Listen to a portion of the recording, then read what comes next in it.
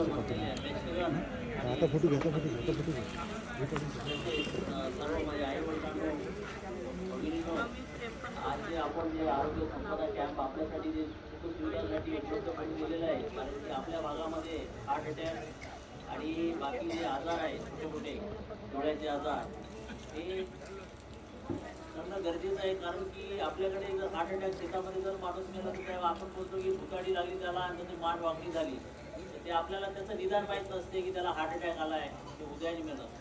तर त्याच्यामुळे जे आपल्याकडे जे अंधश्रद्धा आहे ते दूर व्हावं आणि जास्तीत जास्त आपल्या लोकांचं आरोग्याचं लक्ष देण्यात यावं, यासाठी आम्ही हा आरोग्याचा छोटा एक समाजसेवेचा प्रयोग करून बघतोय की लोक आम्हाला किती प्रतिसाद देत आहेत.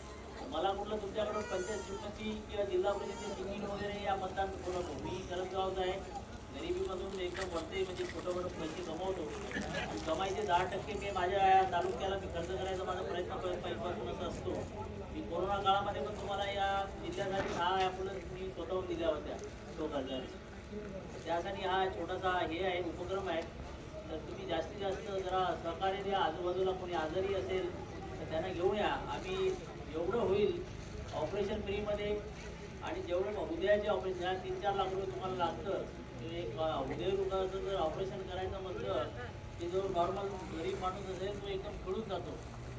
तर त्याच्यासाठी आम्ही आमच्या संस्थेतर्फे फ्रीमध्ये ते ऑपरेशनचा जो उपक्रम चालू केला आहे, तर गव्हर्नमेंटने ज्या गव्हर्नमेंट स्कीममध्ये माणूस बसत नसेल तरी आम्ही स्वखर्चाने त्याचं ऑपरेशन करून देऊ.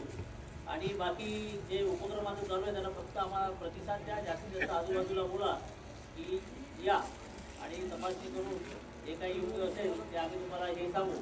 आणि इथून जे ECG आम्ही जे करतोय की डायरेक्ट मुंबईमध्ये डॉक्टर बसले आमचे डॉक्टर कमलेशच्या, इथून डायरेक्ट ECG तिथे जरा रिडिंग होणार आणि तुम्हाला जर खरोखर त्रास असेल तर तुम्हाला आम्ही मुंबईमध्ये इथूनच घेऊन जाणार. तो माझ्या खर्चाने मी घेऊन जाणार.